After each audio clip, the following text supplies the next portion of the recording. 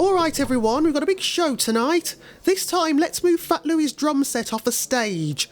Last time it almost fell into the punch bowl during his solo. Oh, and we really need to get some fresh drapes for the windows. It's far too drab in here. Oh, hey, Miss McQueen. Hi, Tatiana. What's going on down here in the Night Ride basement? Hi Stan, just the usual. We're trying to get the stage set up for tonight's jam session. It's still a bit messy down here from last night. Jam session? Oh, wait, that's right. The State of Synth is tonight. Oh, yeah. I actually forgot about that. Wait, you haven't heard the news yet, have you? I forgot you've been away all summer. Well, it seems that the last experiment Dr. Schultz and Tatiana did created some sort of electromagnetic quantum pulse that alerted the authorities. So the safety department sent their boys round and made us shut down the laboratory. It actually worked out quite well because it meant we can turn the entire basement into a jazz bar called Mr. Fusion. It's been rather successful so far. And since we've been short on staff recently, I've pretty much been running the place. It's been so exciting. Even Tatiana's been having fun helping out behind the bar. Haven't you, Tatiana? Yeah, it seems that going from chemist to mixologist really wasn't that much of a change. Wait a minute. Tatiana can speak English?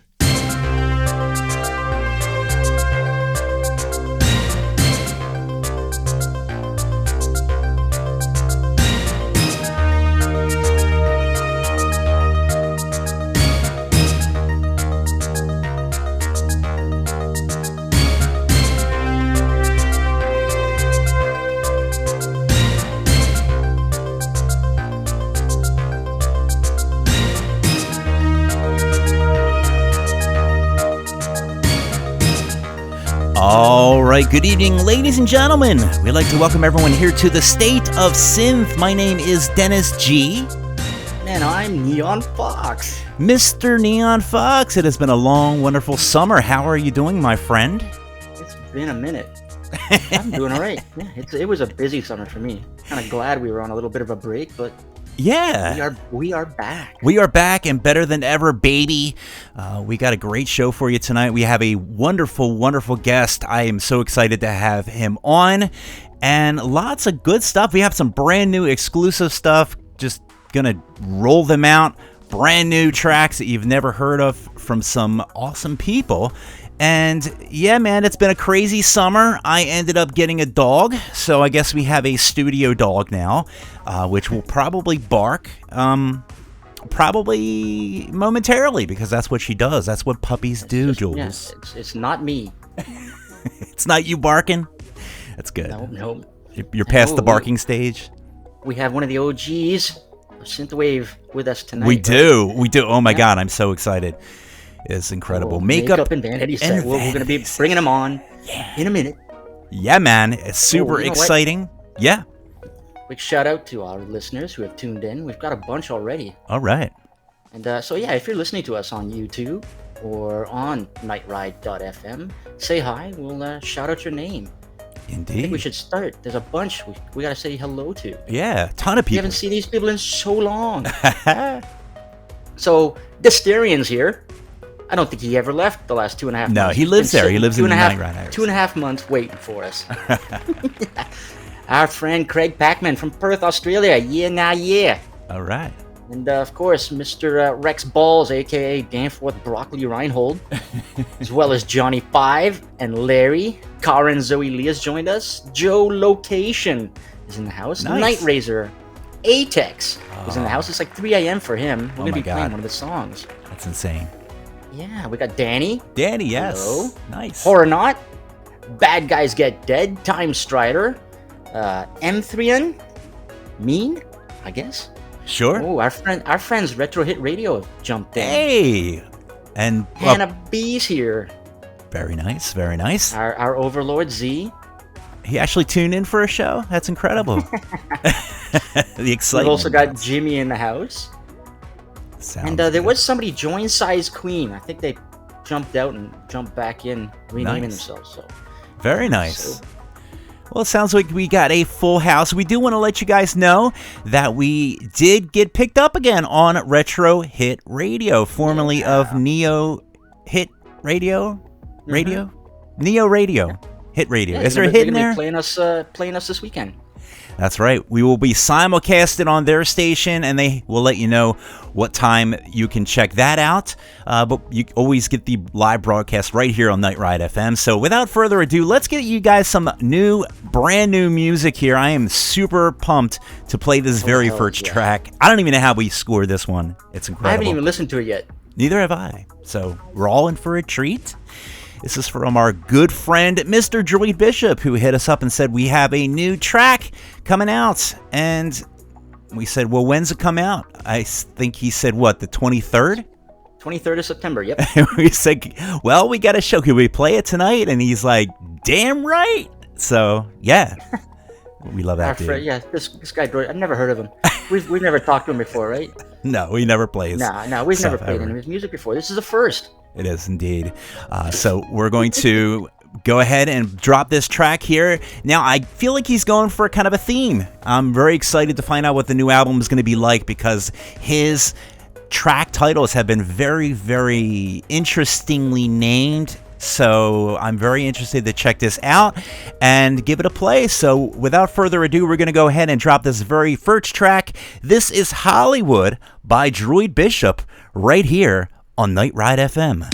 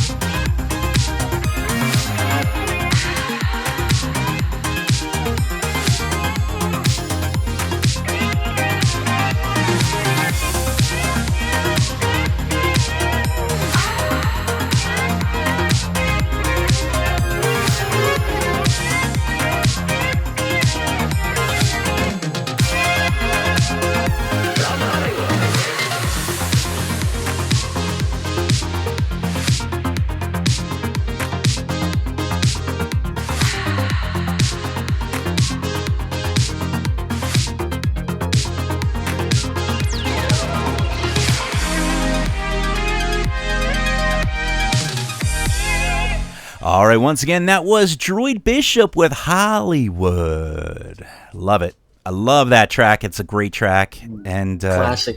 Yeah. It's got his classic sound in it. It does. It really does. I mean, you can't go wrong with a Droid Bishop track. It's got that little arpy thing going on and that harpy. Yeah. I don't know. It's all about the harpy thing. Yeah. That's how professional we are. We call things the harpy thing and the bleeps, the plucky and things. The pluckies. Yes. Very nice. All right. So we're going to go out and just go right into our top story real quick. Before we do, we want to let you know that this episode is sponsored by Operation Space Toaster. It is the adventure that follows the adventure of Vlasto Vlad, and he goes back in time to thwart an attempt to destroy the fabric of time by re-recording the soundtrack to the movie Cannonball Run. You know, the typical time travel story. You can always go to thestateofsynth.bandcamp.com to pick up your copy and find out what happened to our man Vasto. All right, and without further ado, we're going to go ahead into our top story. Ladies and gentlemen, top story of the evening. Kim Wilde kicks off Greatest Hits Tour. Yes, Kim Wilde, 80s icon and synthwave lover, has officially kicked off a massive world tour that targets a whole bunch of stops, including the UK, Germany, the Netherlands, and even a couple stops in the US. Very nice. So, with more on the subject, we have our industry analyst, Lord Reinhold, who is downstairs in the Night Ride Jazz Bar, also known as Mr. Fusion. So, Mr. Reinhold, are you out there, my friend? Greetings, salutations, and fine how do you do? Yes, it's I, Reinhold. It's been a little while, hasn't it, my babies, my delicious little synthy babies? Yes, you've been clamoring on the internets to ask old Reinhold here about all the bleeps and the bloops. Well, not a lot going on, really. It might have something to do with the fact that I've got this new bloody iPhone bloody 12, and I don't know, it takes a very fancy picture, let me tell you. I know you'll probably think by my demeanor and my guile, I'm quite an old soul, but let me tell you that underneath this huntsman's uniform lies quite the sexy little bod. I've got what some people might refer to as the cum gutters. Yes, someone said that to me once at a bar of ill repute. It was in fact how I ended up meeting my third wife. And obviously she left me for a Brazilian named Pablo.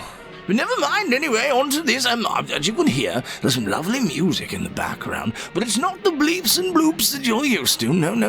I'm in a new jazz bar. I was quite frankly unjustly kicked out of the Working Men's Club. But to be honest with you, all this talk about rotary systems and how you could sneak an elephant gun onto your hand luggage was just tiresome, boring dross, you know. A friend of mine once said, "Don't let the old man in." And I thought he was talking about not letting my granddad over to Thanksgiving, because he was, well, I'm going to be honest, he was on the wrong side of the war, if you get my meaning, and never quite let it go. No, a silly old chap. Van Halen, or Van Housen, I believe was the family name. Something like that, something silly. Anyway, not much to report on, apart from the lovely atmosphere. But I'm really enjoying my new digs, as it were. There's neon lights everywhere. There's a smoking room, which is, well, I smoke in it anyway. I don't see any signs of, and I think the bar staff are too busy. I've struck up a rather good friendship with a Maurice fellow. Lovely Irish chap. Maurice! How's it going, old bean? For the last time, will you put on some feckin' trousers? Classic bit of Irish humour there. What a chap, what a gent. Now, on to the news. Some of you who are, as old as I am, might remember singer-songstress Kim Wilde. Yes, she certainly kept me hanging on. Oh gosh, yes. I just thought that her love was holy. It was a bit of a four-letter word. Yes. Anyway, now, she is on tour all around the world, and I do believe that you should go and see her. She might even be playing Cambodia, or saying some of the kids in America. Yes, indeed. I remember one time she looked at me and she said, "You came." I probably shouldn't talk about that. It's still a matter of solicitors. But never mind all of that. I'm sure you'll be checking in with me from time to time. I'll leave little tapes. It's like a video game, you go, you walk around, you press the thing, and you get a lovely tape from Reinhold. That's what you're going to be getting from yours truly. So, until then, go and see Kim Wilde on tour. I'm not going to list all the dates here. That would be boring. You've got the internet. I certainly don't, but you've certainly got the internet. Give it a go. Type in Kim Wilde and probably tour, and then say thank you to Goggle, because obviously the robots, they're getting smart, aren't they? They're making art, and then they're stealing art from each other and turning it into t-shirts or something. I read it on the newspaper. Do remember to thank the robots for doing all the work for you. Between you and me, I think Maurice might be a robot. Are you a robot, Maurice? Are you? Oh, Reinhold, put your trousers back on. God, man. So until next time, go see Kim Wilde on tour. She's not a million miles away. And I'll bid you adieu. All right, thank you very much, Lord Reinhold, downstairs in Mr. Fusion, our very own new jazz bar. Very nice. He cracks me up. And our brand new bartender, Maurice, who apparently does not like Reinhold without his trousers, I guess. Who does? But Trousers. all right, I tell you what, I am so excited to get our brand new and awesome guest on the show. Why don't we go ahead and let's set up this next song and let's get this show on the road, my friend. All right. Before we do that, I got some shout outs. We got more people jumping into the chats.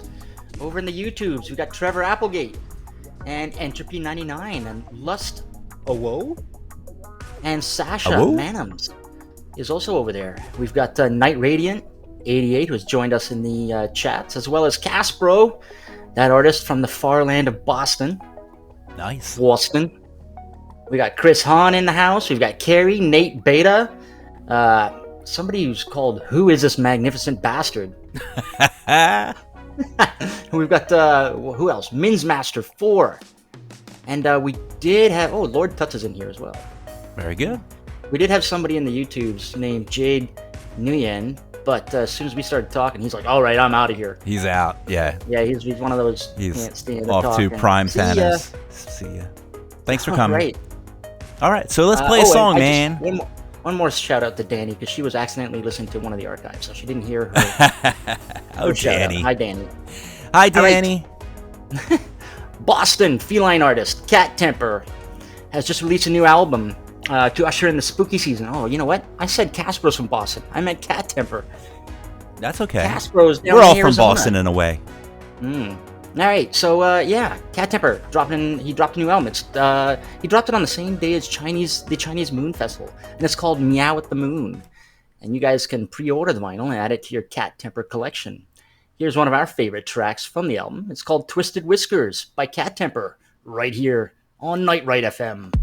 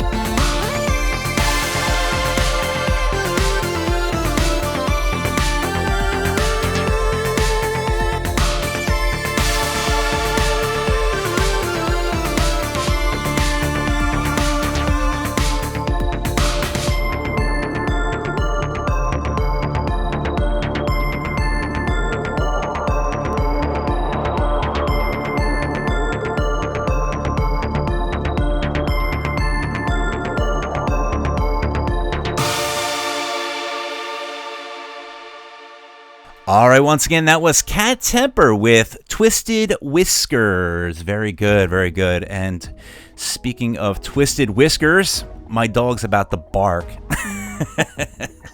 By the way, folks, if you don't know, if you haven't checked out Cat Temper's albums, look at the cat. Like, look at this cat.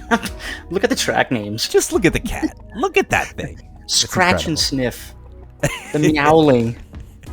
Milk in the Moonlight. What I don't understand is Claustrophobia. How can he still come up with puns? I don't know. More how many puns albums now?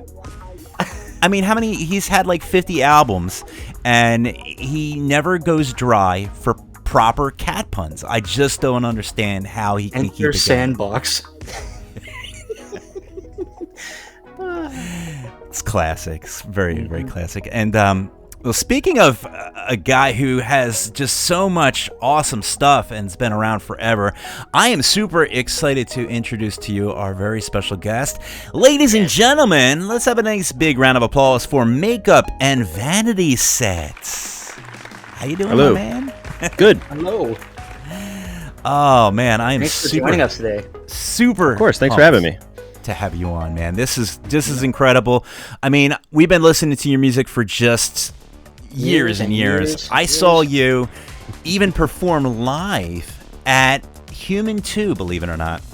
Oh, yeah. Way back when, at the Way back when. Valingo in New York, and it was incredible. We'll talk about your live set and everything like that because it's very unique and it's very awesome, and it's very Makeup and Vanity Set-y, if that even makes sense. Because you're kind of like a unique artist. You do things a little bit differently. You're in this synthwave Venn diagram, but you're also out in so many different areas.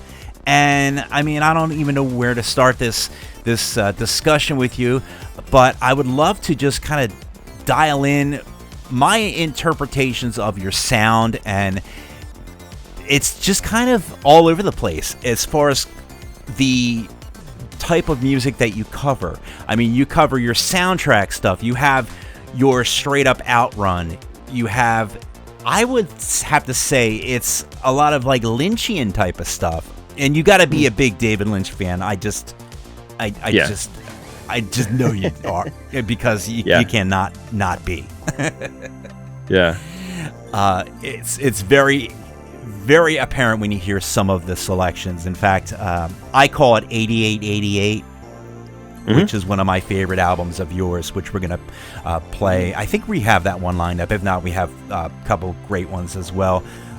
We might not have played that one because I let Jules pick. And if I would have picked it, I would have picked 8888. Is it 8888? Is that how you say it, the name of the album? Or? That is. Yeah, that's the correct pronunciation. Nice. Yeah. So very good. So it's very unique. You have a very unique sound, and I guess we should just maybe before we talk about your sound, just kind of give you a little bit of an introduction. You are from Nashville, and you've been at this forever, I guess. How long have you been making music? I started making music when I was in high school. I was just, playing guitar in people's garages and doing that whole thing. And I got into making music with a computer right after this soundtrack, like Quake 2 came out, and there was a kid that had a track on that soundtrack, and I emailed him and was like, man, I just love all these sounds, but I don't know how you made them, and he put me on to Impulse Tracker, which is an old school music tracker program. Oh, right. There were a bunch, but he was using Impulse Tracker. So I, as a kid with no money, I could download this program and run it in DOS and didn't have to pay anything to use it. And I already had a really big scene on the internet. There were a lot of, there was a big community for it. And so I just kind of jumped into that, and it kind of got me into like sampling and programming. And I just did that as much as humanly possible. And then when it came time to like go to college, I just decided to go study music because music was it was the thing that I loved the most. I felt the most confident about doing it. So yeah, I went off. That brought me down to Nashville. Wow. In 2000. And really the Vanity Set stuff started right towards the end of college. I was, all the music I was making up until that point was kind of what I would consider to be IDM. I was a big Warp Records fan. Oh, nice. Oh yeah. So I was making a lot of like sort of Aphex Twin, sort of Autechre kind of stuff, real gnarly, cold, and dark. And it was around the time LCD Sound System had kind of started and put out a record.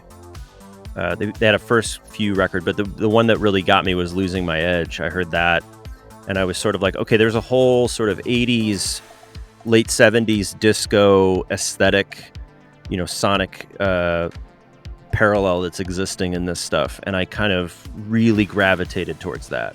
And there were a whole bunch of bands that were coming out at that time through DFA, which was his label, and then bands like Chromeo. Right. Yeah, stuff like that was just starting to happen. This is kind of before Bloghouse really took off, and everybody, hype machine and all that kind of stuff. And so I just dug into that, and I started making music in that vein. And Vanity Set was really just born out of that. It was, it had an 80s vibe, but synthwave wasn't really a thing yet. It wasn't right. It didn't have a template.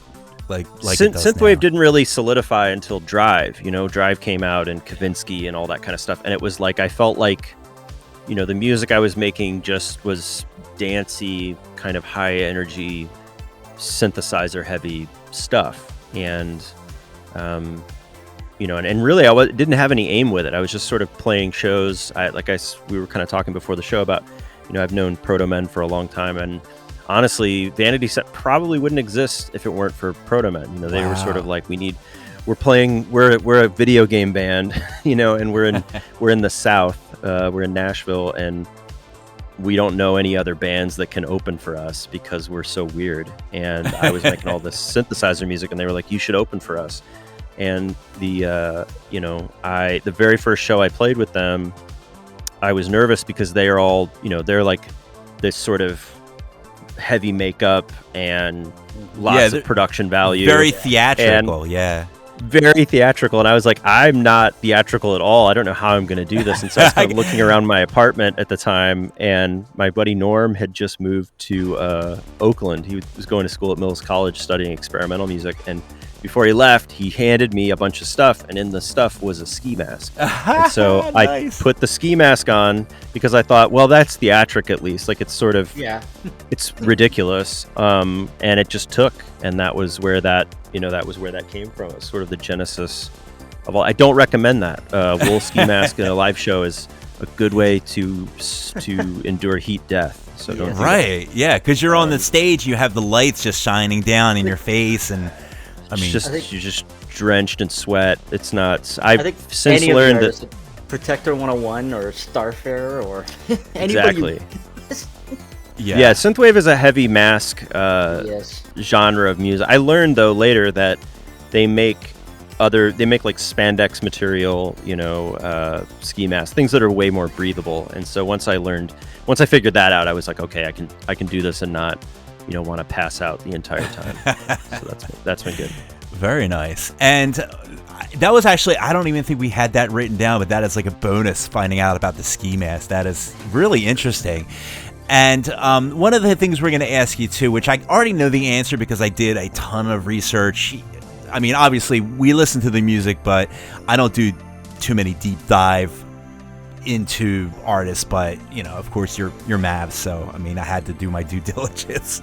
But I would love to talk about your name. It actually does have a little bit of roots in the tracker scene, right? When you came up with the name. Yeah. So the name itself really was born out of the name I was using in the tracker scene. So I was making a lot of this like heavy IDM stuff, and I was doing it under the name Makeup, which was just a nonsense word. And it was really just me ripping off, Autechre's sort of, none of their track titles make any sense. And I just wanted it to be sort of brutish and like, nonsensical. But I also liked it because my initials were in it. And so when I started making the dancier stuff, I had a roommate at the time who was like, Makeup sounds like makeup. And it sort of, we were just talking about it one day, and it sort of became Makeup and Vanity Set, which I didn't really even think about it in terms of like what that is, like as an object, right? And so I was just sort of like, okay, and it just sort of stuck. I liked that it was weird. I liked that it was a phrase, kind of, but once I started playing shows, I started really like getting cold feet on the name, and I wasn't sure about it. And I remember I played a show in downtown Nashville at like a little hole in the wall venue called The End. And after the show, I was sitting outside on the curb talking to some friends, and my buddy Peter was there, and I was complaining to him about the name, and he said, no, I like the name. He's like, you have to keep the name because it sounds like an emo band or like a hardcore band. Yeah. He's like, it sounds so different than anything else. He's like, you should just keep it. And so he kind of convinced me to not ditch the name. So the name has endured. You did your show with like a vanity set in front of you, like a mirror, the whole thing, and your synth on the vanity set. Got some lipstick lined up that would be very on the nose. That would be great though. But yeah, you have such a unique name. I think it is one of them names that is like just completely memorable. I mean, you hear that name and of course, you have to be like, I have to check this band out. I mean, it's just like one of them things where you need to know like what they sound like immediately when you hear the name. And I think a lot of the stuff that you do is very infectious too. I think that, just the different sounds that you have, I love all the directions that you go in. And I guess it's one of them things where over the years, you kind of have to evolve your sound to keep yourself entertained, because you don't want to keep churning out the same kind of sound. But the stuff that I really dig and the stuff that really grabbed me, it was just the sound that you have. And I think it kind of really lends itself to the way that you make your music. So I'd love to talk about the way that you make your music, some of your signature sounds. But you know what? Let's play another song. In fact, Jules, what do you think about playing a Makeup and Vanity song? Yeah, let's do it.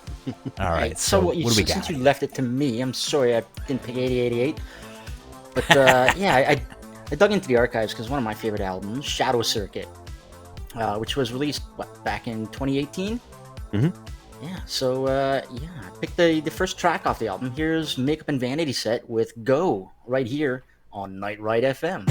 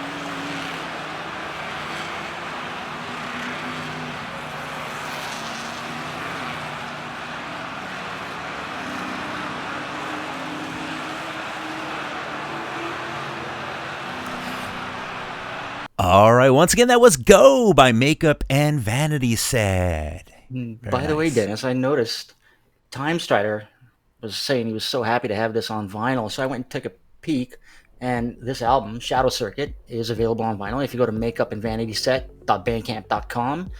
And then Joe Loke went and posted about Heart of Batman, another one of your albums, which is also of it. And then I went and took a peek, and oh my god, Jules, there's so much Makeup and Vanity put Set the credit vinyl card available. down now, sir.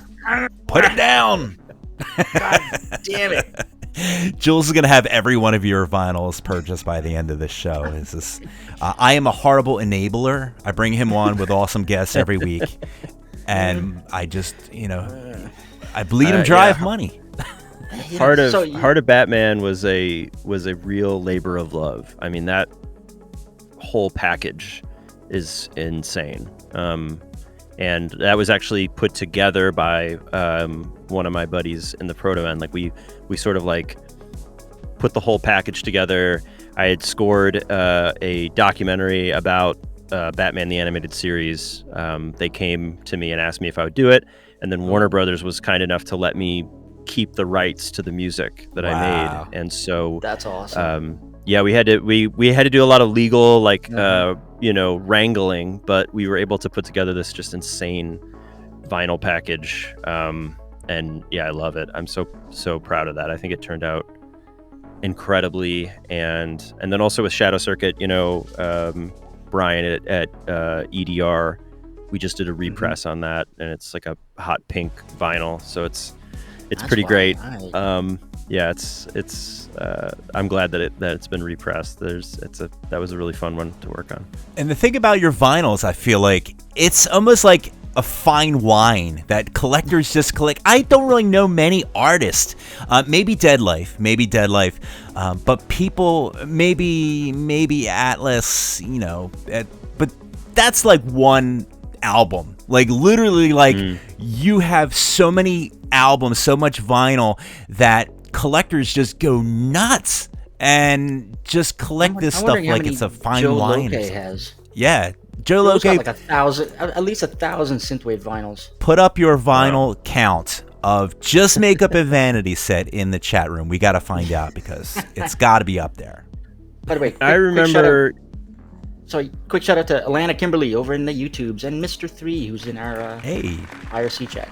So go ahead, you remember. No, I was going to say, I remember back in the day, I mean, the first record that I put out with Telefuture, we did 8888, and Steve at Telefuture reached out to me and was like, he was very interested in the time at doing like a trilogy. He wanted to do like the Charles Park trilogy and release it. And I was like, I don't know if I really want to do that. I was like, but I had this other record I just finished, and I sent it to him, and that was 8888. And he was like, yeah, let's do this. And then he was like, let's do it on vinyl. And I had never done any vinyl up until that point.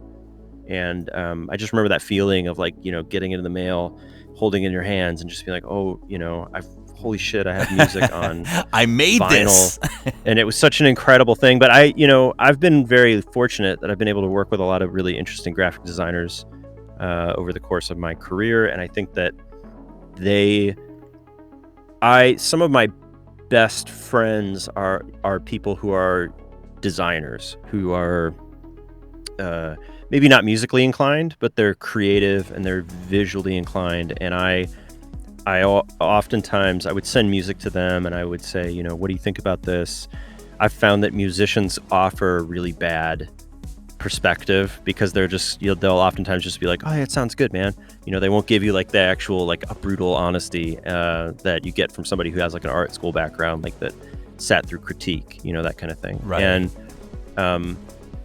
I think my relationships with designers have helped me appreciate the process of making a physical product. It's a tactile thing that you hold in your hands, and you're going to see that vinyl record sleeve, and you want to curate that as carefully as possible and make it interesting, and I love that process. I love handing the record off in that process because I also trust designers when I work with them, and I'm not like, well, it has to be this or it needs to be this, because I'm like, I'm not a graphic designer. I'll maybe give you some, like with Shadow Circuit, I handed it to Casper Newbolt, the designer. He's a good friend of mine.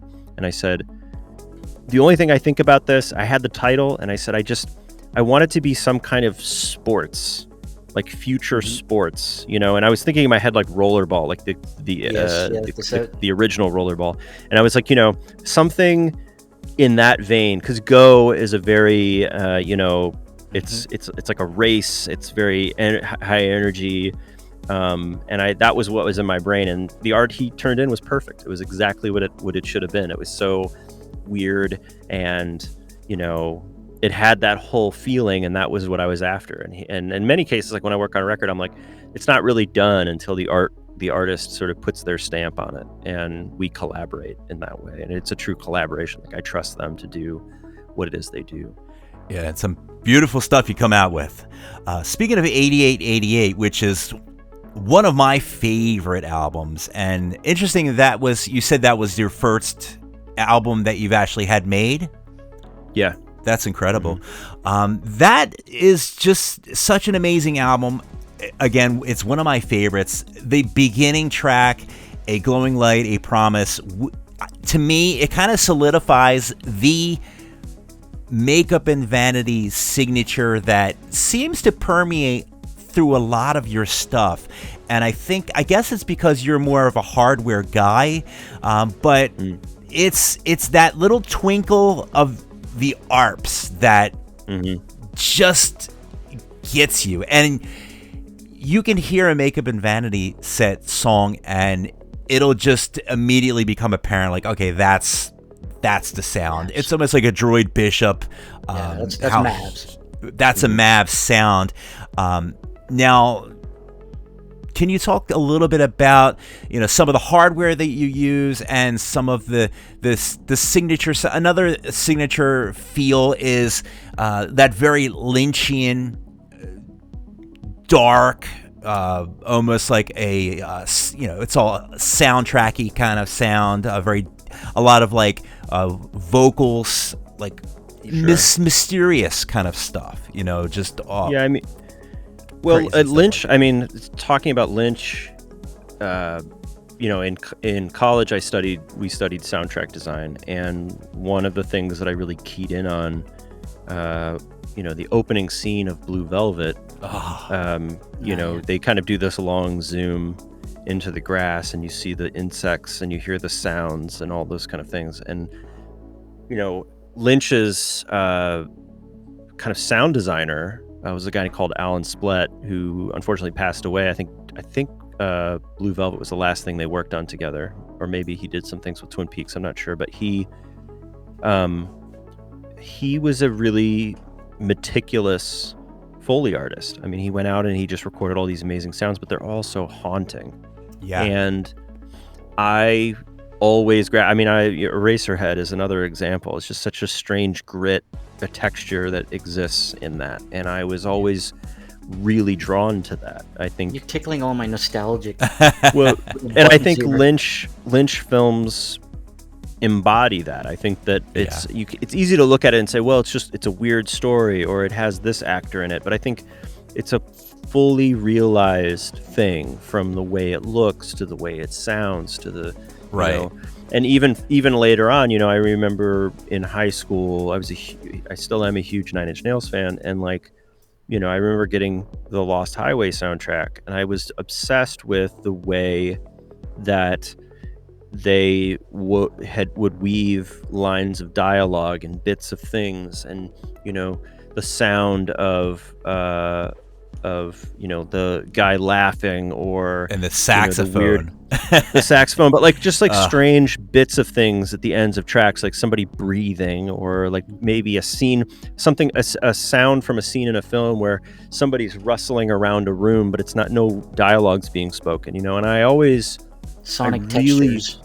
Exactly, I really gravitated towards that just room tone kind of thing. And when I started making music, you know, 88 came out of a soundtrack. I had been asked to score a short film also called 8888, and I was just influenced by the film, by watching it a million times. It's the first thing I ever scored. I had never scored anything before, and so I just went through the whole process, and in my head, the wheels are turning. I'm thinking about, okay, so it's a short. It's about a woman. She's trying not to be abducted by aliens. It's kind of like this weird, but you don't really realize that till the very end. It's like a twist, and it was so much fun to work on. But I kept thinking, like, okay, so what happens to her after? Like when the credits roll, like what happens? And so I started just kind of writing music that was like a continuation. It was a through line from that film, and that became the album. And I had written A Glowing Light, and I sent it to the director, Joey, and he said, okay, this is mine. Like, this is the end credits music for the movie. Like, he was obsessed with it, and he's like, we got to do this. And I was like, great. So the movie ends, that track plays, and it's almost like they're just sisters, like the record just kind of goes from there in the direction that I thought. So my natural inclination, having grown up listening to my favorite soundtracks growing up, Lost Highway, Natural Born Killers, that kind of thing, I was like, I need to have Rachel, the actress, I need her dialogue. So, and she lived in the LA at the time, and I was like, can you just go in your closet and record bits of dialogue, into your iPhone and send it to me, and I'll like pepper these things into the songs. And so her voice shows up in the things, and the voice at the very beginning of A Glowing Light is the line of dialogue that she says at the very end of the film. It's me. I need you to see something. And it's like I was obsessed with taking those little bits and pieces, because that was where I came from. Those were the things that I grew up listening to, and so, and with regard to hardware and the sound of arpeggiation, I always say, like, as a kid, my dad used to listen to Vivaldi all the time. We'd be in the car and he'd have the Four Seasons playing on it, like his cassette tape and his 90s Lumina. And like we'd be, and Vivaldi, really, if you think about it, it's a bunch of arpeggiation with like bass notes moving underneath. And that's my music. I think that it just was like bled into me. And when I started making music with synthesizers, it was just the natural progression. And I love arpeggiation because you can set up the notes and let it go, and you can turn the knobs, and you can have a conversation with the synth, and it's like a symbiotic relationship. We're sort of feeding off of each other, and I like that. I've always been drawn to that. I think it's extremely satisfying to do it, but also it's you learn new things about the direction the work can go. Like maybe the last chord of the arpeggiated sequence runs off into the next bit because I didn't turn it off or something, and then I realize, oh, that sounds cool, I can do this now. So the music, in a lot of ways with arpeggiation, like the music kind of tells me where it wants to go. I always say a lot of my music is experimental, or not experimental, accidental, the way it's made, because it just goes where it needs to go. I don't think about it, I don't overthink it. Right. And I think that's what I love. I mean, first of all, I'm a huge David Lynch fan, so I think when I started listening to your stuff, I was like, it just spoke to me. Like, and that's the way that David Lynch will make a movie. He'll just kind of go with the flow, and things will happen, and he'll let it unfold. Yeah. And the fact that you do that is amazing. Right. There's so many people in the chat nodding heads sagely when you mention Vivaldi. And Retrohit Radio says, Makeup and Vanity Set. I love it. Oh, it's fantastic. I tell you what, we're going to dive into another track. Before we do, though, I would like to just, I guess, congratulate you for making it on like one of the most amazing shows that's out on Netflix right now. I mean, how did you land Stranger Things? That's incredible. Not only did you land a track being on the soundtrack, the guys are literally inspired by your music to make this show. I mean, that is incredible. I mean, that has to be like a good feeling, a very high honor, I would say, to have people vibing out to your stuff like that. It was people keep chastising me for saying this, but it was dumb luck. I mean, really, the reality was the music supervisor on the show, Nora Felder, reached out to me like 6 months before the show came out and said, and it was one of those emails where you're just like, this is not real, and she was just like, I'm reaching out to you because the Duffer Brothers, when they write the seasons, they playlist music, and they playlisted a bunch of your stuff, and they kind of described this season as their sort of Tangerine Dream season. And they had a lot of your stuff in the playlist, and they wanted to reach out and see if you would mind sending us stuff. Just send us tracks. And so I sent them a folder.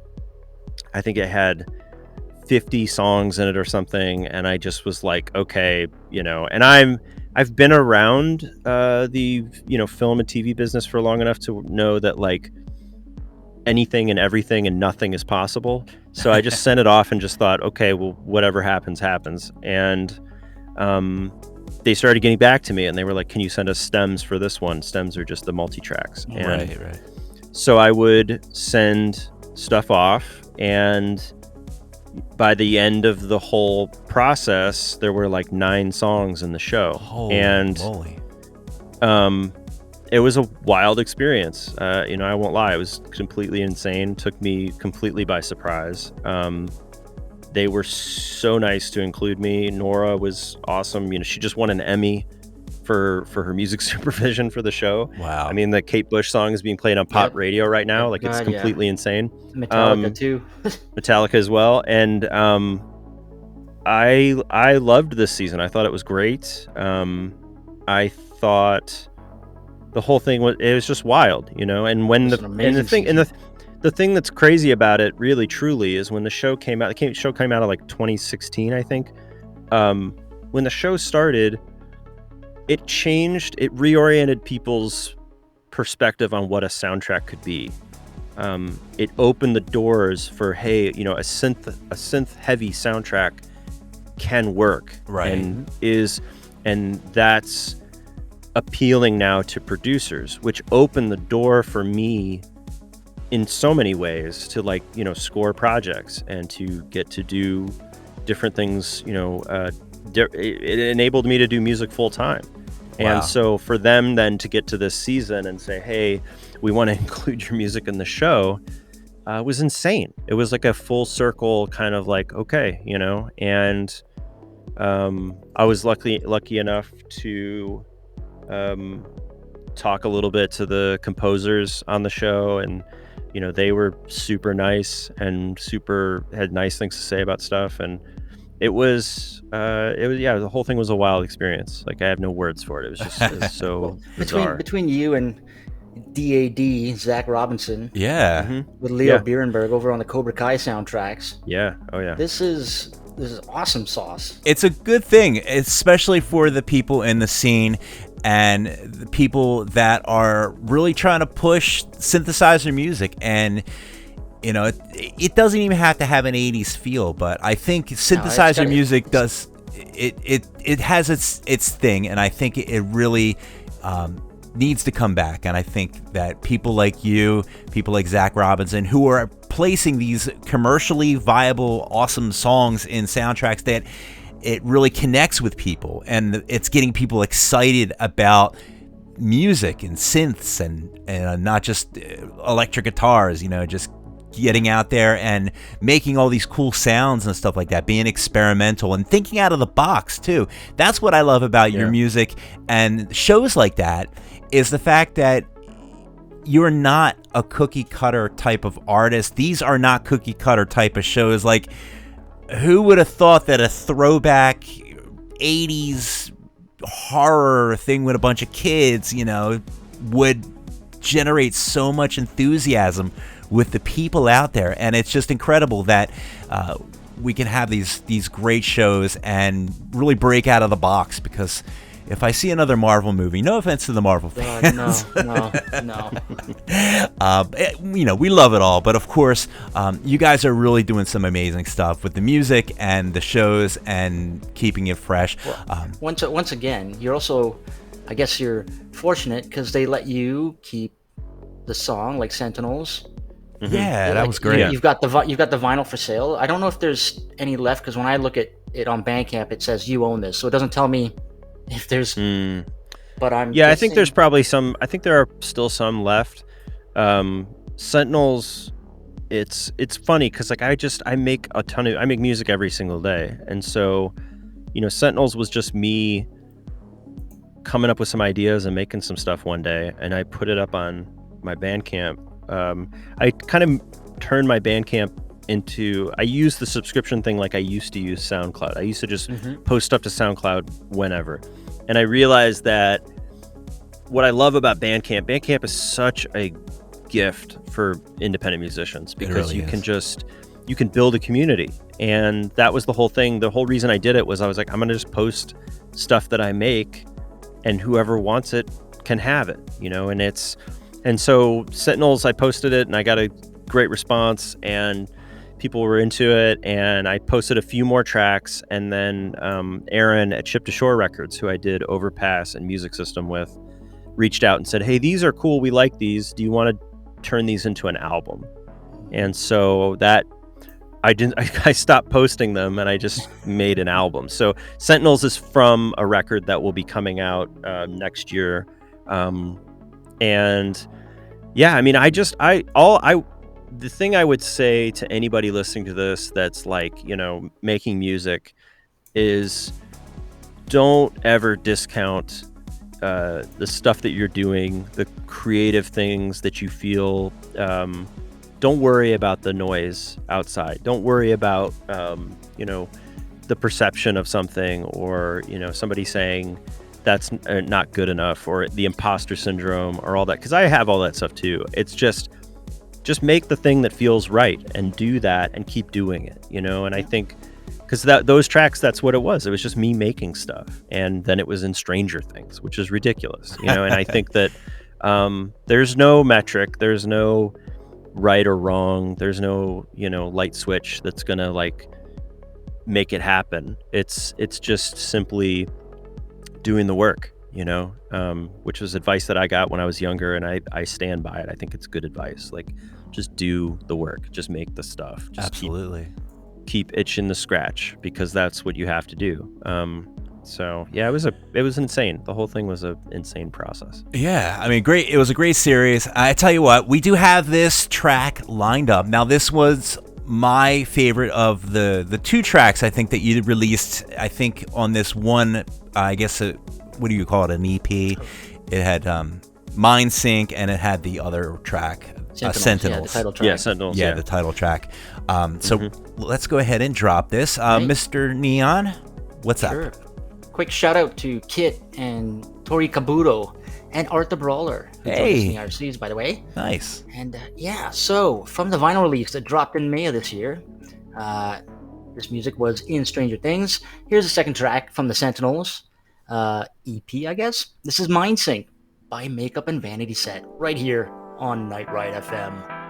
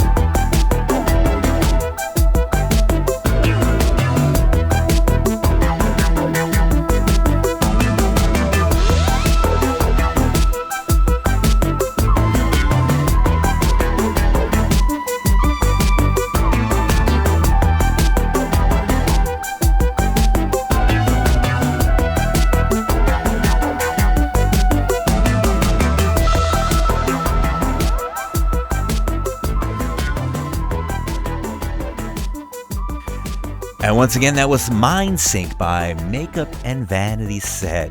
Yes. From the Sentinels EP. Love it. Stranger Things. Now, you haven't only done Stranger Things. I know you've done a few other shows, and in fact, you've done a ton of scoring for podcasts and for movies and stuff like that. And I know you did the Girlfriend Experience. Was that just season 3 that you did? Yeah. Okay. Yeah. That's my amazing. I had a friend of a friend who ended up being asked.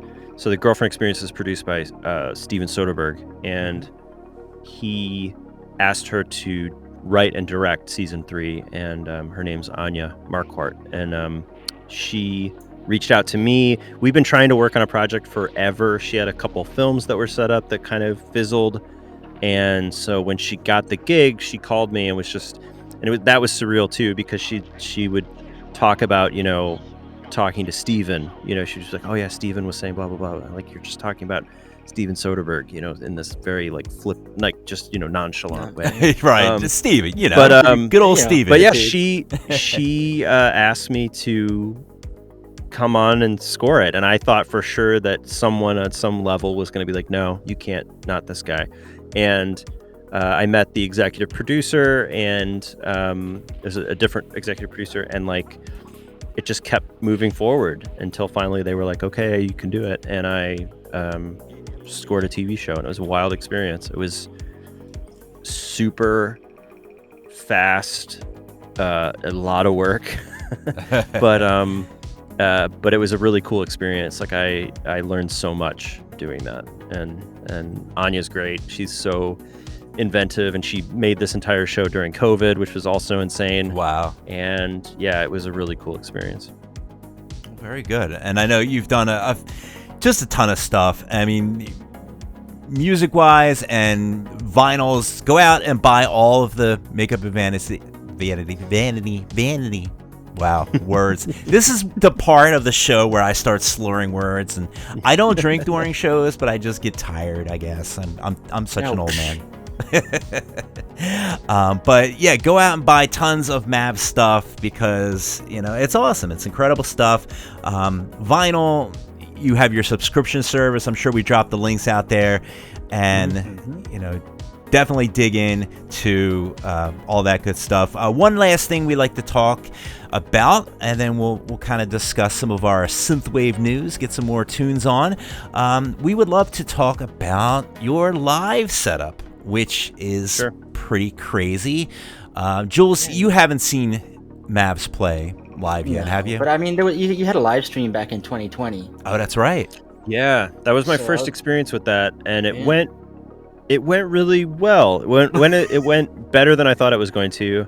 It was my buddy Seth Graves, who's based in Nashville, organized a thing during COVID that was a 12-hour drone. So it was all this kind of ambient-ish stuff, and he invited me to come do a set during it, which would be 3 songs or whatever. Yeah. And so I set up all these cameras. I had no experience with this whatsoever, and a lot of people have told me that I should do a Twitch stream, or I should do something, and I'm really hesitant on that, because I don't want to I don't have a Patreon, because I don't want to be beholden to doing that. But I love Bandcamp. I love Bandcamp's awesome. Well, I love doing the subscription, because I'm and I make mine, it's it's really cheap. It's $30 a year. But I put stuff on it all the time, because it's not just records. It's there's tons of tracks, just because I'm always making stuff. But I like it because it's the people that really want to support me and are into the stuff, and so it's a community, and I love that about it. I didn't do too much of the live streaming. I don't know. It was a cool experience. I just don't know if I could do it. It's tough regularly. Live streams are tough. It's not easy, and you know what? They still got a ways to go. Yeah, with the technology. Yeah. But you've done a few actual shows live. I mean, I saw you at Human 2. Now, the cool thing about your shows that I find amazing is the fact that I don't even think you brought a computer with you to the show. You're I played with everything. a laptop. I played with a laptop for years. Yeah. And man, laptops are the worst. Right. Because right. for like a number of reasons, like I think for starters, they die. I mean, they're way more stable now than they were when I was playing shows, it'd be like 2004, 2005. But they crash on you. I played a show in a dive bar in Nashville on New Year's Eve one year, and somebody blew open a bottle of champagne and sprayed champagne and confetti all over my laptop. Oh my god. Yeah, just stuff like that. It's wild. And so I just got to a point where I got tired of it. I also feel like personally, like I just didn't want to. I feel like if I'm on stage with a laptop, it looks like I'm like working on a spreadsheet or something, and I just wanted to do something different. And so I started getting more and more into hardware. For a long time, I was using an Electron Octatrack, which is a performance sampler, and I liked that.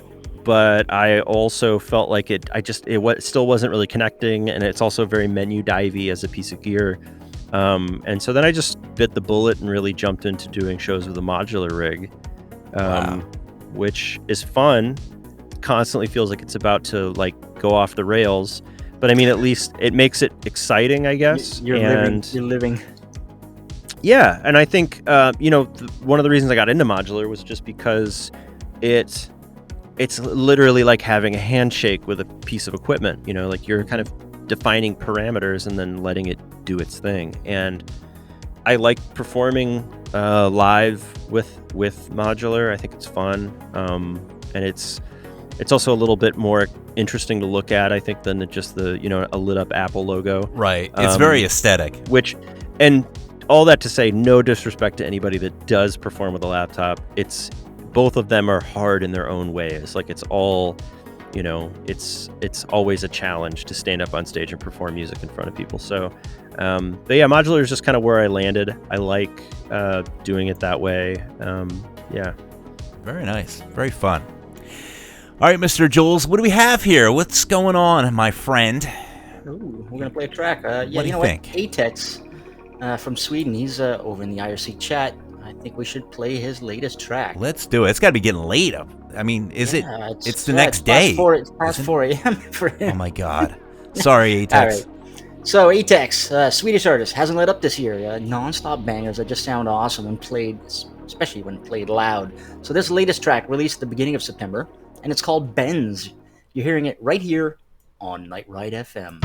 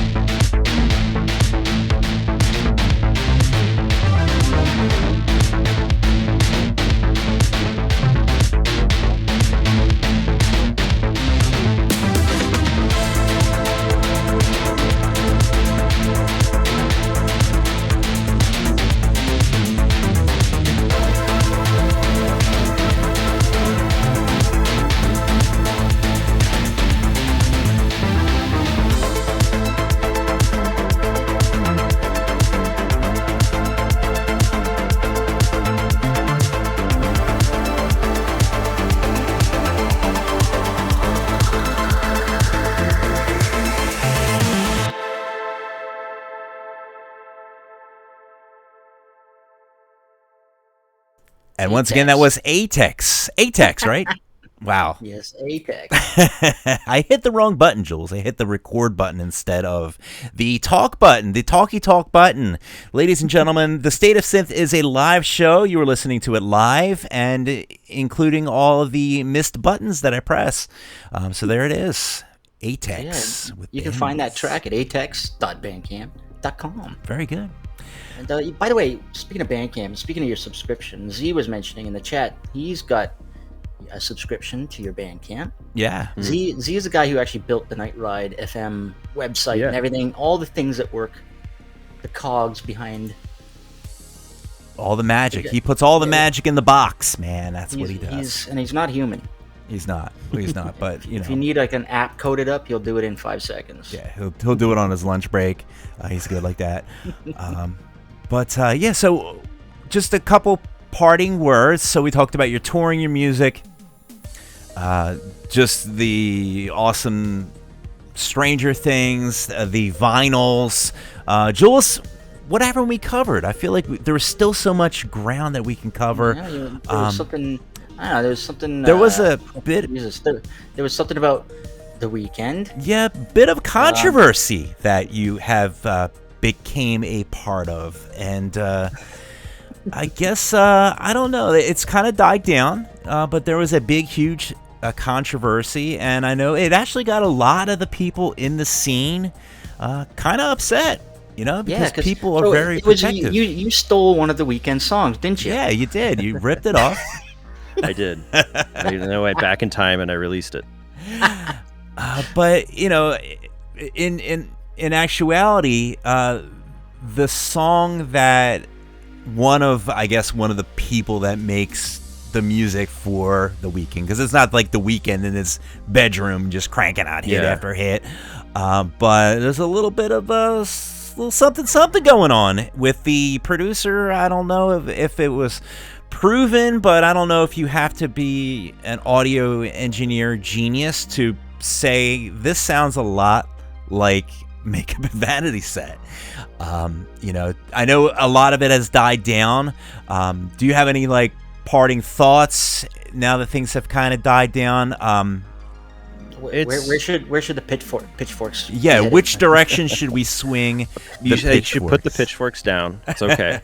I think when he was kind of ramping up the album release, he did like a promo. There was like some short little teaser for the record, and I remember it starts, and I'm listening to it, and I'm a fan of The Weeknd. I honestly, there's a lot of people that are like, oh, Weeknd sucks, because this song sounds like your song and yada yada yada. But I'm like, this is a Billboard topping artist who's making synthwave music, right, quote unquote, at the highest possible level. Like, this guy's playing the Super Bowl halftime show, so you can't get. It's the same thing with people who get upset about a show like Stranger Things, or upset about. It's like all these things contribute to a greater good, ultimately. So you can't get mad at it. But when the teaser came out and I heard it, I was like, this sounds familiar, and sounds really. And familiar. then I went back and I listened to it again, and I realized that it did sound a lot like a song from Charles Park, from the Charles Park 2 album, and I was like, okay, that's weird. And then I think it was Wave Shaper posted like a video online that was like a side by side. Yes, that was it. And then it really lit up. Then my phone, I was getting texts from everybody, and I was getting all these like alerts from social media, and people were like really fired up a it. And get the synthwave community mad. That's what they'll do. So coming from, Nashville's a big music business. I think a lot of people look at Nashville and think it's like Music City. But the music business has a strong, heavy presence in Nashville. All the major music publishers are here. All the major labels are here. All of the, law firms, all of it's in Nashville. And I kind of looked at it and I thought, okay, well, as an artist, what can I do? What do I do here? What do you even do? And a friend of mine referred me to a musicologist who's a professor at Belmont University, which is a big music program in Nashville. And this guy testified in the case with Pharrell Williams and Thicke. He testified on behalf of Marvin Gaye's estate, and Marvin Gaye's estate won that case. For Blur. It was the Blurred Lines song, I think. Yeah. They basically came in and said, and the thing was, they didn't, like, Pharrell did an interview with Rick Rubin where he cried because he was like, I feel like I let the music producer community down because we lost that case. Because what they ruled was they stole the vibe of a song. Right. Which scared so many producers. That's scary. Yeah. How do you? So the thing about copyright law with music is you have to prove two things. You have to prove that the actual notes are the same, and you have to prove discovery. You have to prove that person who wrote the song had access to your music, could have heard it. You have to convince a jury of that, or at the very least convince a judge or something. And so the musicologist did a report on the song. He referred me to a law firm, and the whole thing went from like 0 to 150 in like, half a day. Like all of a sudden I have lawyers talking to me. I'm on a Zoom call with the law firm. The lawyers, the law firm lawyers in Nashville, his boss at the law firm's like in New York, and it's like all these crazy people, and I'm just sitting there like, I don't know. Like, I don't know what to do. I don't know how this works. And they're all like, well, if we sue, we could get like $1 million, we could do all this stuff and yada, yada, yada. But again, it all comes down to the notes, and it comes down to discovery. So discovery's hard because you look at it now and you go, well, anybody has access to Spotify. Yep. But they have to say why. So the guy who produced that track is Max Martin, who produced, Baby One More Time. And he's produced so many, the guy prints money. Yeah. And so you have to say, so this guy, Max Martin, I think he's Swedish. It's like, why would he have heard my stuff, And you're like, well, that year I had a Glowing Light was in Godzilla, versus Kong. And, that's big exposure. So it's like, maybe there's some through line there. I don't know. But the musicologist sat down and he looked at the song itself. He looked at the notes. And the song, the Weeknd song, the section of it that sounds like my song is basically the bridge of the song. And he came in and he said, the arpeggiation is the same. The bass notes are not exactly the same. But I think the latest, legally, it's like 6 or 8 notes constitutes theft. And so they said, so you have to argue basically the 6-note repeating arpeggiation is that they stole that. And then you have to prove that in court, which is very hard to do. Yeah. And the law firm, to their credit, they're like, we're not going to charge you for anything unless we win. And they're going, we want damages, and we want a credit as a songwriter, because then that gives you royalties. Mm-hmm. And also The Weeknd, and I don't have any ill will against The Weeknd, but The Weeknd has several cases against him for theft. And so it's not like an unknown, it's not like an impossibility that this could have happened. Yeah. I'm shocked. But ultimately, the musicologist came back and said, I don't think there's enough similarity, which might sound crazy to people, but you have to understand, legally, you have to prove this case without a shadow of a doubt. Right. That, you have to prove that this is something that they stole and that they had the access to it. And all of it was a little too light, to make that case. And honestly, when they said that, I was relieved, because I two things. I did not want to be the guy suing The Weeknd. No. Because first of all, that goes out to the press. It's all over the place. Right. And the law firm told me that right out. They were like, this is going to make news. You're going to be all over. And I was like, I don't want that. That's not my goal here. But the other thing is, I didn't want to be the guy who's copywriting an arpeggiation. Yeah. Because I think at the end of the day, it just seemed petty to me to go out and say, well, you took this 6-note thing. And to the musicologist's credit, he was able to go back into the history of music, and he was able to produce 10 songs that have that same arpeggiation in it. And so Wow. he's saying, well, what about all these songs, you know? And it's strange. I'd encourage anybody who actually is curious about this to go on YouTube and like look up copyright law cases. There's been a bunch of them that have been very famous lately, just talking about, you know, because it is kind of fascinating how that whole world works.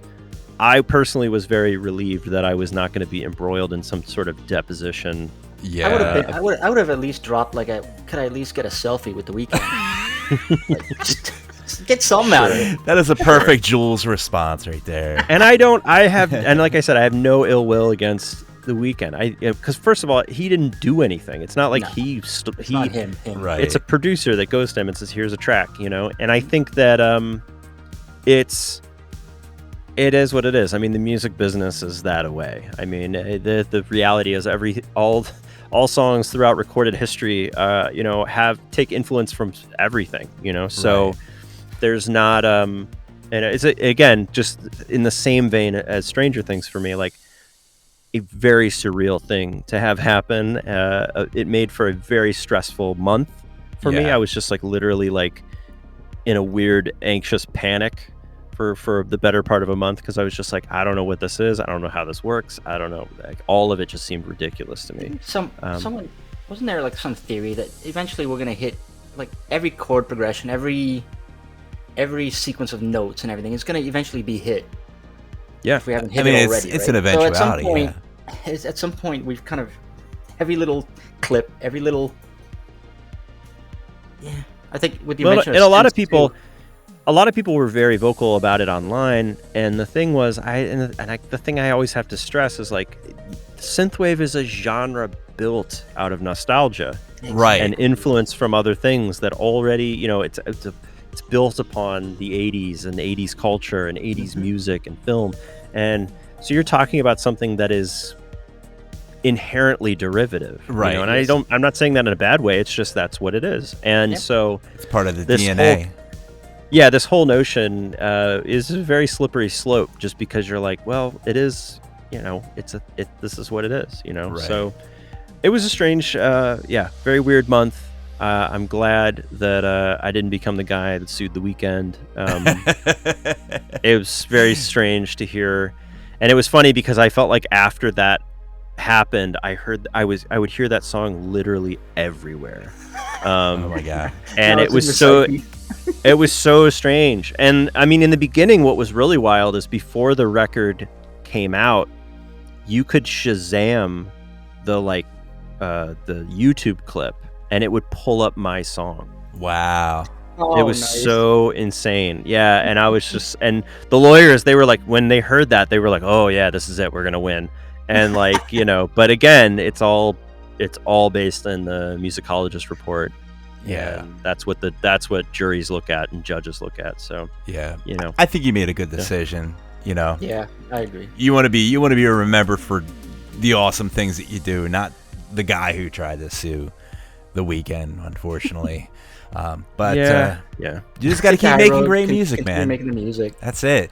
Well, speaking of music, what do you think, Jules? Want to play another track here? Yeah. So, Makeup and Vanity Set is from Nashville, Tennessee, and I just realized that the next two artists we're going to be playing are from Tennessee. Well, look at that. So let's play this one. Hailing from Memphis, Tennessee, Cyber Optics has been on a tear this past year as well, dropping incredible singles. This latest track was released last week, and it's called She's a Tiger. You're listening to it right here on Night Ride FM.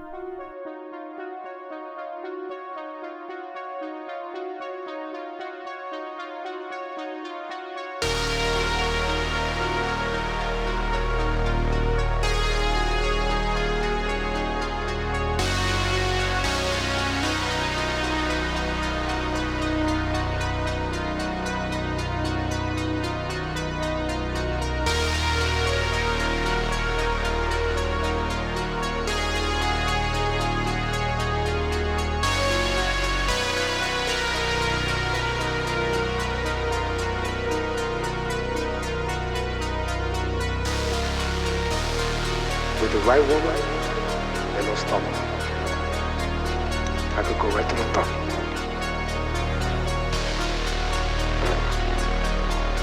But I gotta tell you, stay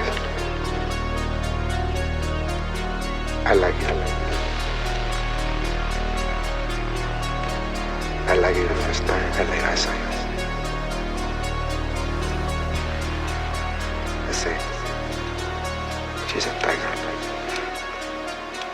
She belonged to me.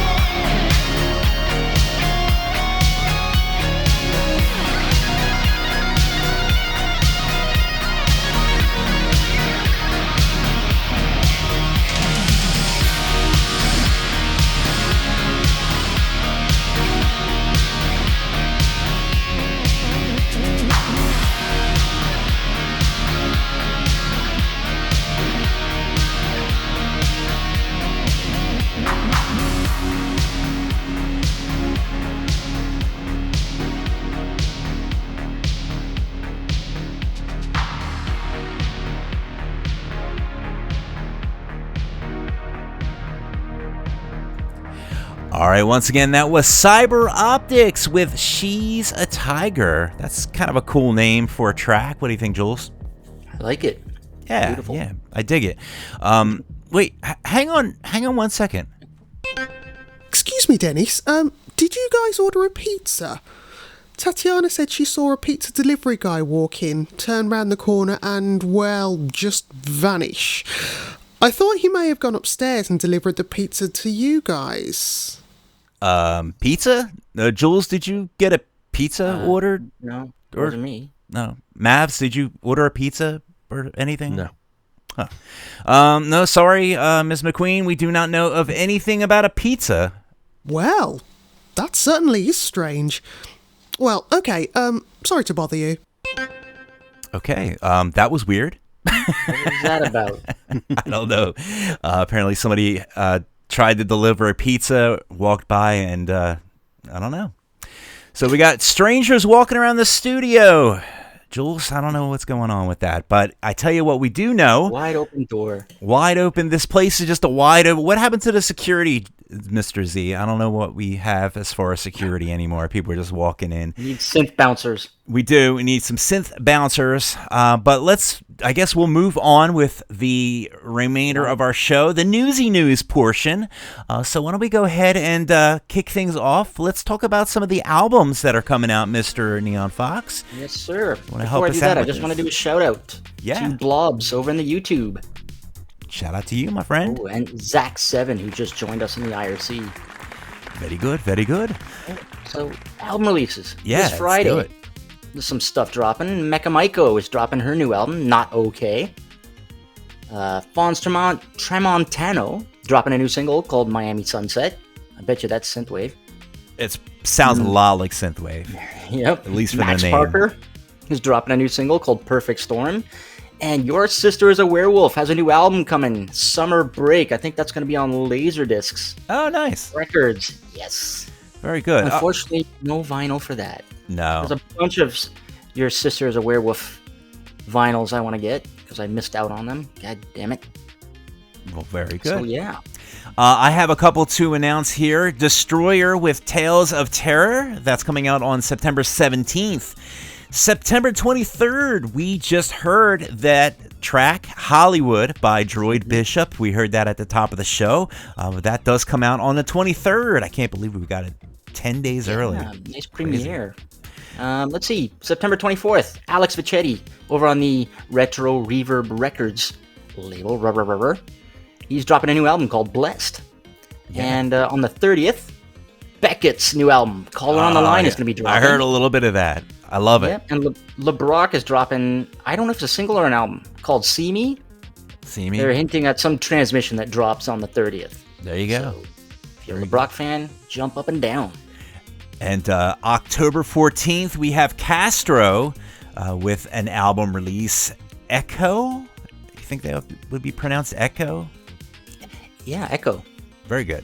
And of course, November 4th, our good friends Von Kaiser with The End is the Beginning. Very awesome album. I'm very excited to check that out. Yeah, it's about... So, Mavs, any music on the horizon?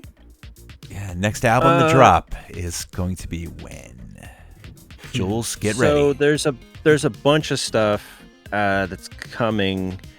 Nothing really has any firm dates yet. I've got an album that I'm working on that will come out with EDR, and that one is I don't know exactly. We don't really have a date for it yet. I know that I'm working with Chrome and Lightning for the artwork, so I'm pretty stoked about that. And somehow, against the odds, I got Mitch Murder to contribute. Right. So I'm excited for that. That's insane. Yeah, it was pretty ridiculous. And then I still have the album with Ship to Shore, which will come out in 2023. It's funny, like I just make music all the time, and like I'll deal with labels, and everything is kind of crazy right now because of vinyl. Yeah, vinyl turnaround is just really a mess. It is brutal. We know. Yeah, the Ship to Shore thing, and then I've got I have a record that I produced with Sphero. Time Strider in the chat was mentioning that. He and I were sending me stuff, and he was like, yeah, we should work on some stuff together. He's actually from Akron in Ohio, which is, I have all of my family lives in Akron now. So like he would send me stuff and he's like, we should work on some stuff. And we've known each other online for a long time. And I just was super busy and hadn't had a chance to really do it. And so, and I forget what it was, like May, I got COVID. And so I was basically like, I'm just going to be in bed for like a week, not doing anything. And I was like, man, I never did anything with these Sphero stuff that he sent me. And I was like, I should do something because he's going to be super pissed that I haven't like looked at the stuff. So I took one of the tracks and I like made something with it and I sent it to him. And it was funny, like I had finished it and he messaged me on Instagram and was like, hey, if you're not going to do anything with these tracks, I think I'm just going to turn them into stuff or like do something with it. And I was like, well, actually, I just did one. So I sent it to him and he's like, I like this. Let's keep doing it. So I swear, like over the course of like 3 weeks, this album happened. Wow. And so it was kind of done. And the Ship to Shore album that's coming out next year that has Sentinels on it, Ben Hotel Pools mastered it. Oh. And I had a great experience with that. I love Hotel Pools and Ben's awesome. And I thought, well, maybe I'll send this record to Stratford and see if they're into it, And so I sent it off to Andrew and he really dug it. So it'll be out on Stratford Court at some point. But it's a cool album. It's the first sort of I don't know what you would say. Like it's the first sort of data wave, like proper data wave record. You're speaking Z's language. He loves his data wave. But I'm really proud of it. It's also mastered by Hotel Pools, and he just crushed it. I mean, it sounds great, and I'm super stoked. I think working with Andrew and his label, I think is going to be awesome. Nice. It has been awesome so far. And artwork by my buddy Dylan, who did the artwork for Music System. Tiny Little Hammers is his name online. And it's just, the whole thing's come together really well. So I'm super stoked. I have a bunch of remixes that I'm working on for people right now. So I'm kind of... We've got Z in the chat. He's saying, what about Gradient Ultra? And I guess he's asking if there's going to be any physicals. It's weird. Like a few people have reached out and said, what would you want to do? That whole thing came together. It's hilarious. I was just making stuff. And then I was like, oh, it's Bandcamp Friday. And so I just compiled all of it and put it out as like a little EP. Honestly, I think with Gradient, Gradient might be a really cool tape. I don't think it's quite long enough to be like a vinyl record, but if somebody out there wants to do a tape, hit me up. Let's talk about it. I think I don't have a lot. I was actually having this conversation with some people because it was like I've only done a handful of tape releases, so I think it would be cool to do a cassette. Because of the vapor wavy sound it's got. In the scene, there are just as many cassette lovers as there are. 100%, and there's some really cool cassette labels out there that that I follow. So I think I'd be down to do that for sure. I think it would be cool. Well, there you go. Z will just start up his own tape manufacturing. There you go. Start it up, Z. We need that. All right, so Mr. Neon Fox, let's play a couple more tunes here. I know we have about 4 more tracks to play. So you want to go ahead and set this one up, my friend? Well, yeah. So we're going back to Tennessee again. It was a pleasure to interview this artist earlier in the year, right, Dennis? Yeah, Geovox. He was great. Yeah. So from Nashville. This beautiful song features the vocals of Parker Jocelyn and is mixed by none other than System Glitch down in Florida. Oh, look at that. Yeah, so this is Geovox with When You're Near, right here on Night Ride FM.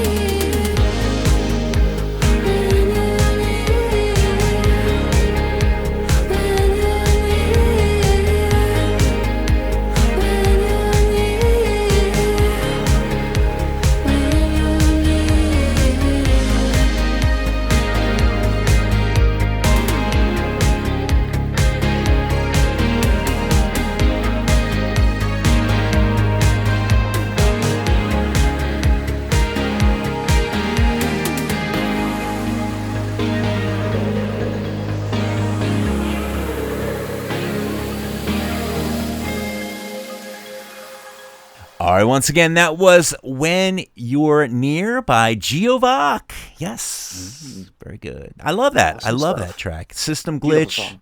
and the vocals are just spot on. Very good stuff. All right, Mr. Jules, I want to do some birthdays because I heard some people have some birthdays in the house. So, Yes. do you want to do some Believe it- birthdays, Mr. Yes, Jules? believe it or not, artists have birthdays. I heard that. I did hear that. If you like stalking them like I do, Yes. well, here's some information. September 14th, which is tomorrow, Fempop is celebrating a birthday, as well as Michael Weber, who's over up in Washington State. Lost Outrider celebrating a birthday as well as, and Tame Werewolf. Very good. We also have on September 17th, we have Pterogenesis, and we have, Jules, you know I can't say that, but you did write it phonetically. Louis Verte. Lure Verte. Louis Verte. Come on. I got it. I'm close enough. All right, the day after, September 18th, Daniel Ippolito from Italy. Big surprise. He's celebrating a birthday, as well as Johnny, aka Sleepless Nights from Lux and Leisure. He partnered up with Sandra Gavin to create the band Lux and Leisure, and they got that vinyl Ooh. Yeah. out, or you can order it. I don't know when it'll be delivered, but Good stuff. September 19th, Josh Daly. Happy birthday to you. And you wrote it phonetically again, because you know me. Not too Kizme. Natsukime. Natsuki. You said it. The You said it. French artist. She's I a can't do graphic the artist French. as well as she's kind of like Mizu, Mizu who Cat? does all the artwork. Yeah, Mizu Okay. Cat. She's so Natsukime, also from France. There you go. I can't say those words. And the Last Concord, I can say that. That is on Yes. September 20th. So happy birthday to you guys. Yes. You guys are awesome. Let's Mavs, do, Mavs, when your birthday? February. February. 25th. Nice. February, baby. Very good. Noted. All right, write that down, Jules. And while we're at it, let's play another track by this Do it. artist. Ooh, yeah. You want to go ahead and set this one up? Sure, LA artist Slack Machine, otherwise known as Brad Cannon from Dynamic, who does incredible music videos for people like Ollie Ride and Mike Loakley and you name it. They also do short films. He's dropped his latest song. This is mixed and mastered by Holly Dodson. Big surprise, aka Parallels. Here's Slack Machine with Snake Scale right here on Night Ride FM.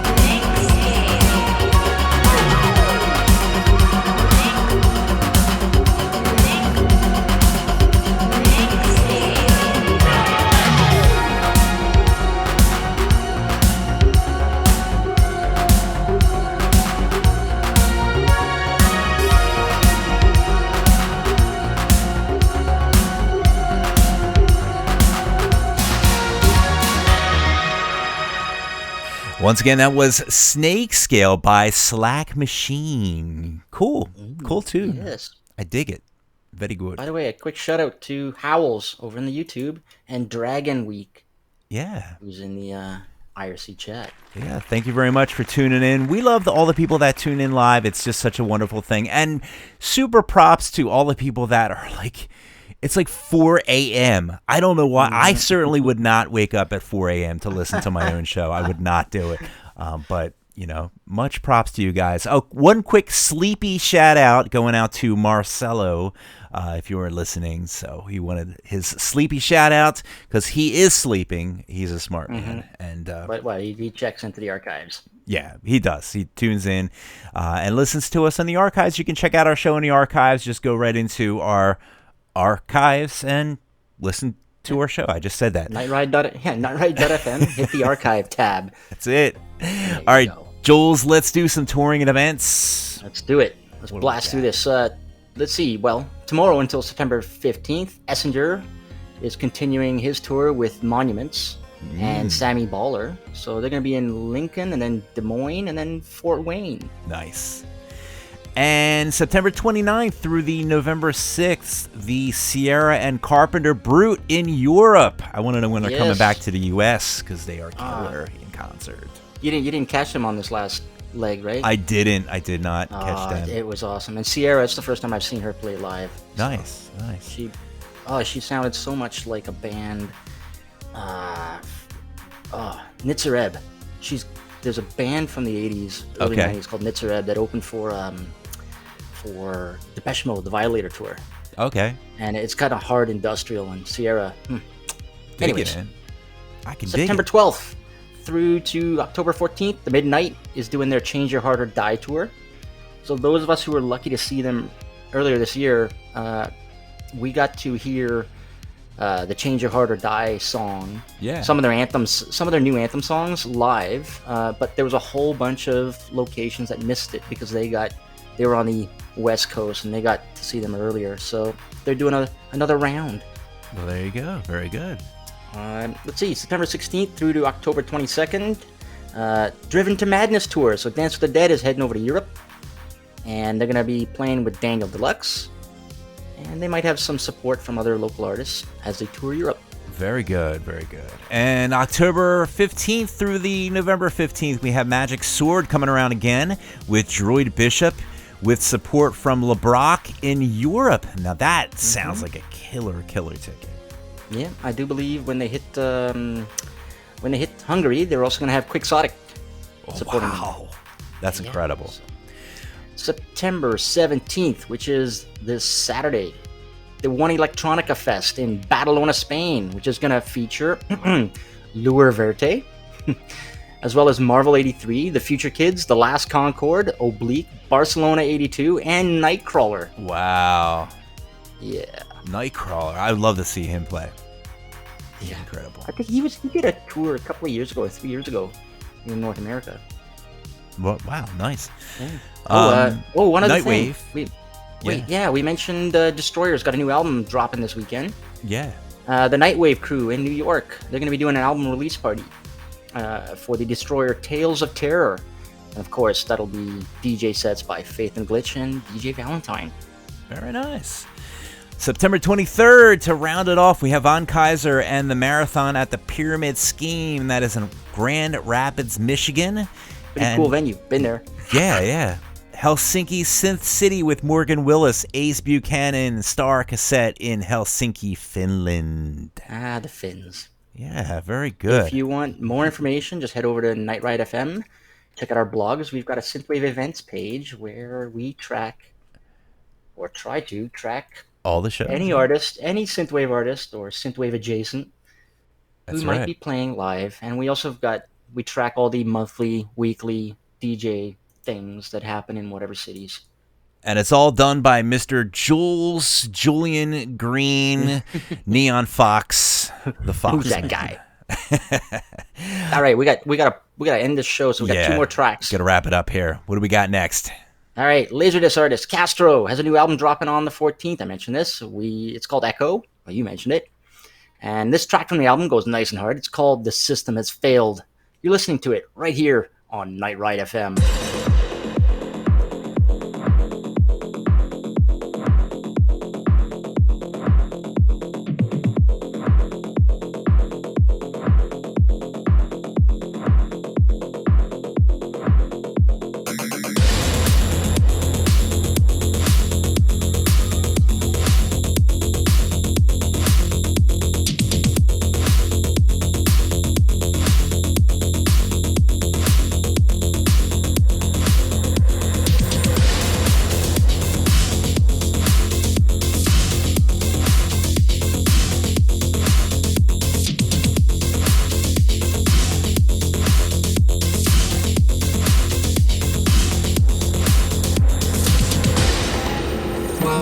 Machinist operative relations. Please insert identification card. Error. No operative located in database. Please try again. Error. No operative located in database. Your card has been confiscated and the authorities will be alerted. Please do not move from your location. What are you doing? Stop that. System reboot evident. The system has failed.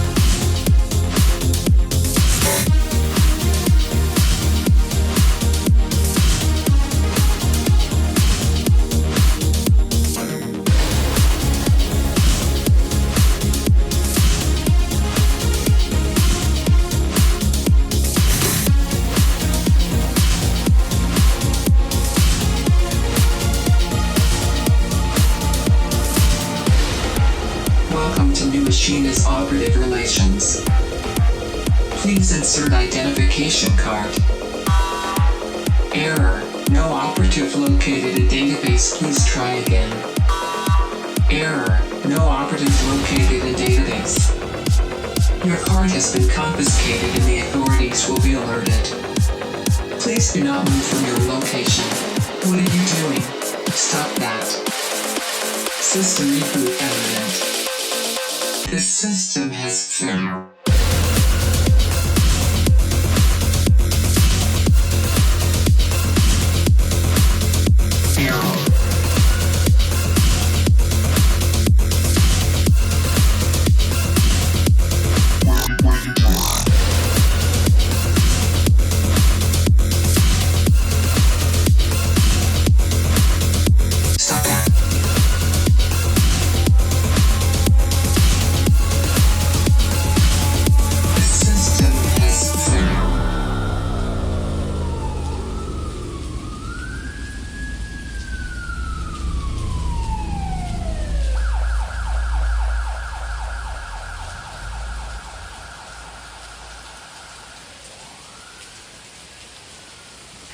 And once again, that was Castro with The System Has Failed. I always love his stuff, man. He's always got some straight bangers. Yep.